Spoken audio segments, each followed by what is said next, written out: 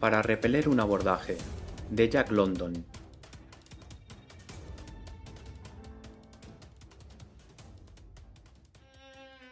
No, lo digo en serio, Bob. Creo que nací demasiado tarde. El siglo XX no es lugar para mí.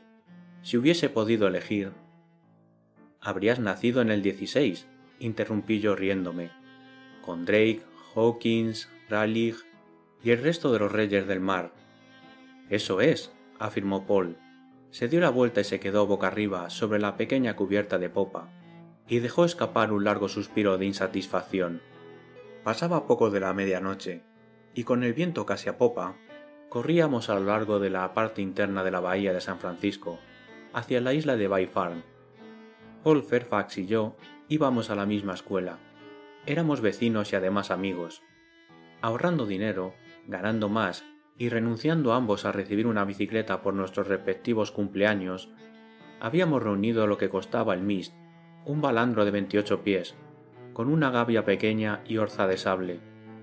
El padre de Paul también era regatista, y se había ocupado de gestionar la operación, rebuscando, revisando, clavando la navaja en las cuadernas y comprobando el estado del tablazón con el mayor de los cuidados.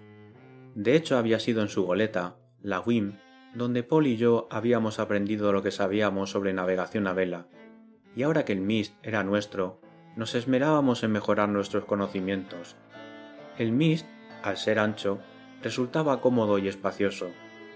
Era posible estar de pie en la cabina, y como tenía cocina, utensilios de todo tipo y literas, podíamos navegar incluso durante una semana entera.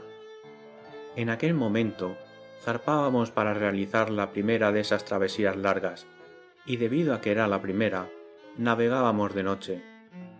Habíamos salido de Oakland al atardecer, y ahora pasábamos junto a la desembocadura del arroyo de la Alameda, un gran estuario de agua salada que llena y vacía la bahía de San Leandro. En esos tiempos sí que se vivía, dijo Paul, tan de repente que me sobresaltó al arrancarme de mis propios pensamientos. Me refiero a los tiempos de los reyes del mar, explicó. Yo dije, ya, con indulgencia, y empecé a silbar la balada del Capitán Kidd.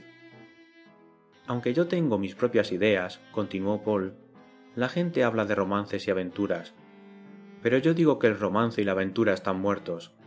Somos demasiado civilizados. En el siglo XX ya no corremos aventuras. Vamos al circo. Pero... quise interrumpir, aunque no me hizo caso. Oye, Bob, dijo, desde que somos amigos, ¿cuántas aventuras hemos corrido? Sí, una vez salimos a la montaña, y no volvimos hasta muy entrada la noche. Volvimos bien, y con hambre, pero ni siquiera nos perdimos. Todo el rato supimos dónde estábamos. Solo era cuestión de caminar. Lo que quiero decir es que nunca hemos tenido que luchar por nuestras vidas. ¿Me entiendes? Nunca nos han disparado con una pistola o con un cañón, ni han blandido una espada sobre nuestras cabezas, ni nada. Será mejor que aflojes un poco la mayor, añadió luego sin esperanza, como si no importase demasiado. El viento sigue cambiando de dirección. En los viejos tiempos, salir a navegar era una aventura constante, magnífica, continuó al rato. Un chico dejaba la escuela, se hacía guardamarina, y en las pocas semanas ya perseguía galeones españoles, o luchaba encarnizadamente con un corsario francés, o hacía montones de cosas. Bueno, hoy aún se puede correr aventuras, objeté. Pero Paul continuó como si yo no hubiera hablado.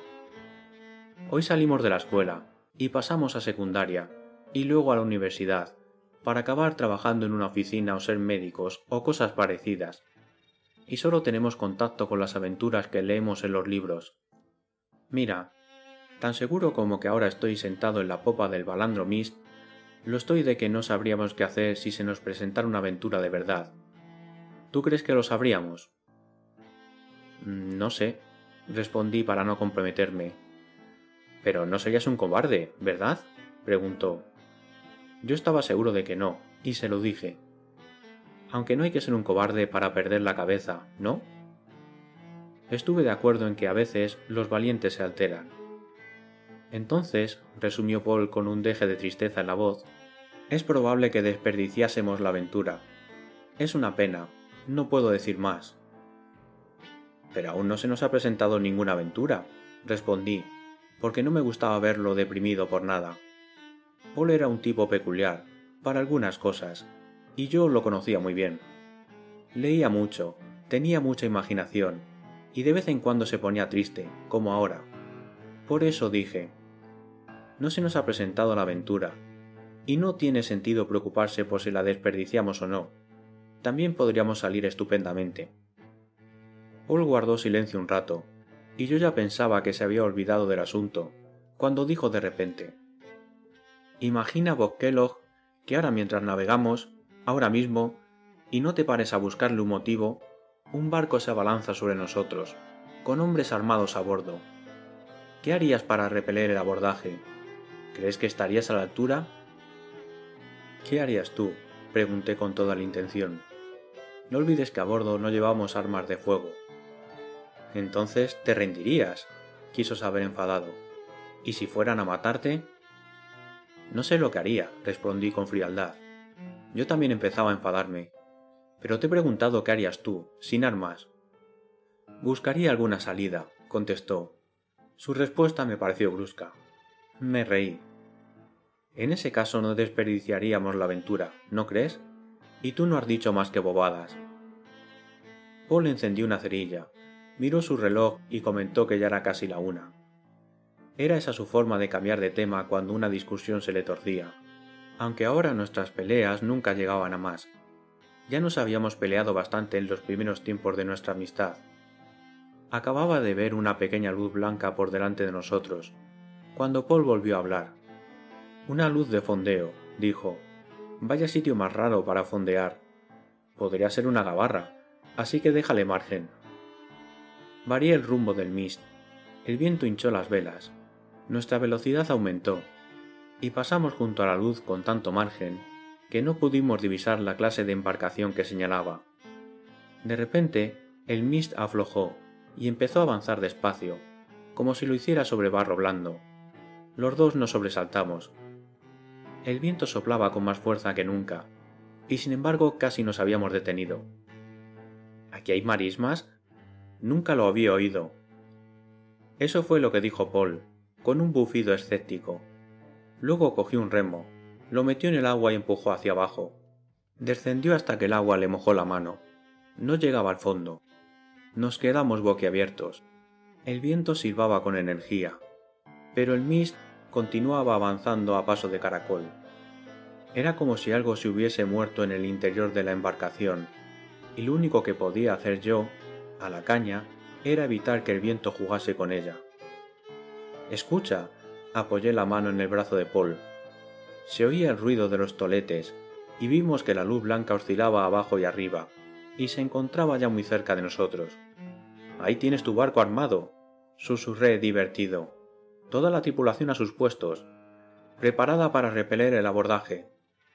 Nos reímos y seguimos riéndonos cuando un grito de ira salvaje rasgó la oscuridad, y la otra embarcación golpeó nuestra popa. A la luz del farol que llevaba, vimos claramente a 2 hombres que iban en ella. Tenían aspecto extranjero, el rostro moreno por el sol, y llevaban boinas de lana al estilo pescador, bandas de punto de colores brillantes a la cintura, y unas botas altas de marinero les cubrían las piernas. Aún recuerdo el escalofrío que me recorrió la espalda al ver los diminutos aros de oro que adornaban la oreja de uno de ellos. Eran como piratas salidos de las páginas de una novela. Y para completar el cuadro, sus rostros estaban deformados por la ira, y cada uno llevaba un cuchillo de hoja larga. Los dos gritaban, con voces agudas, en una jerga extraña que no comprendíamos. Uno de ellos, el más pequeño de los dos, y quizás el de aspecto más cruel, apoyó las manos en la barandilla del Mist y empezó a subir a bordo. Rápido como el rayo, Paul hincó el extremo del remo en el pecho del hombre y lo empujó de vuelta a su embarcación. Cayó al suelo, aunque enseguida se levantó, blandiendo el cuchillo y gritando: «¡Rompisteis mi red! ¡Rompisteis mi red!». Luego volvió a chillar en su jerga. Su compañero se unió a él, y ambos se prepararon para intentar subir de nuevo a bordo del Mist. «Son pescadores italianos», grité, al comprender de repente lo que ocurría. Hemos pasado sobre su red para pescar eperlanos, que se ha deslizado por la quilla y se ha enredado en nuestro timón. Nos tienen anclados. Sí, y además tienen pinta de asesinos, dijo Paul, pendiente del remo para mantenerlos a distancia. «Oíd, amigos», les gritó de inmediato. «Dadnos unos minutos y liberaremos la red. No sabíamos que estaba ahí. No lo hemos hecho a propósito». «No perderéis nada», añadí yo. «Os pagaremos los daños». Pero no entendían lo que les decíamos o no querían entender. «Rompisteis mi red, rompisteis mi red», volvió a gritar furioso el hombre más pequeño, el de los pendientes. «Me vengaré, ya lo veréis, me vengaré». Esta vez, cuando Paul lo empujó hacia atrás, agarró el remo y su compañero saltó a bordo. Yo apoyé la espalda contra la caña del timón, y tan pronto puso los pies en cubierta, antes de que recuperase el equilibrio, me enfrenté a él con el otro remo, y cayó de espaldas a su embarcación. La cosa se ponía seria, y cuando se levantó y agarró mi remo, y me di cuenta de la fuerza que tenía, confieso que sentí miedo, pero aunque era más fuerte que yo, en lugar de intentar arrastrarme a su barco al tirar del remo, se limitó a usarlo para acercar más su embarcación a la nuestra. Volví a empujar el remo y el barco se alejó. Además, el cuchillo que continuaba en su mano derecha le impedía moverse mejor, y eso equilibraba la ventaja que su fuerza superior le concedía. Paul y su enemigo se encontraban en la misma situación, una especie de punto muerto que se prolongó durante varios segundos más, pero que no podía durar siempre. Grité varias veces que pagaríamos los daños causados a su red, aunque mis palabras no surtieron efecto. Entonces mi hombre sujetó el extremo del remo bajo el brazo y empezó a acortar la distancia poco a poco, tirando de él con ambas manos.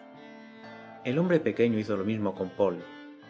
A cada momento los teníamos más cerca, y supimos que el final solo era cuestión de tiempo. «Todo a barlovento, Bob», me dijo Paul en voz baja. Le eché una rápida mirada, y me pareció ver un rostro muy pálido y unos dientes muy apretados. «Bob, todo a barlovento», suplicó. «Todo a barlovento, Bob». Entonces comprendí.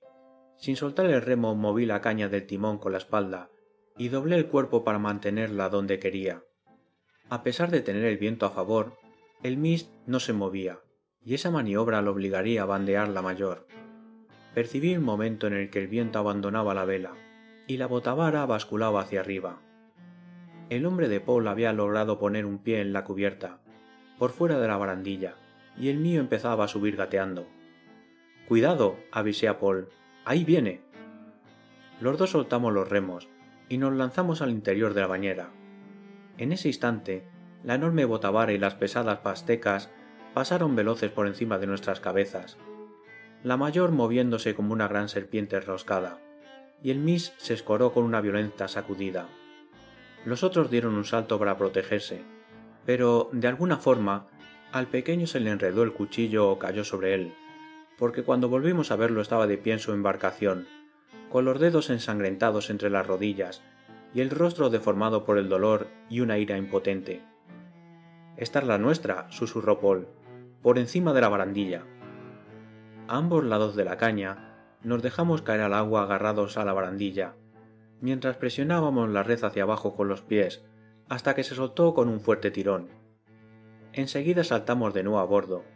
Paul se ocupó de la mayor, yo de la caña, y el mist cabeceaba hacia adelante, libre por fin, mientras la luz blanca quedaba a popa y se hacía cada vez más pequeña. «¿Ahora que ya has corrido una aventura, te sientes mejor?», recuerdo que le pregunté después de habernos cambiado de ropa, cuando volvíamos a estar sentados en la bañera, secos y muy cómodos. «Bueno, si no tengo pesadillas durante una semana», se detuvo y frunció el ceño, sensato, «será porque no consigo dormir, no te quepa duda».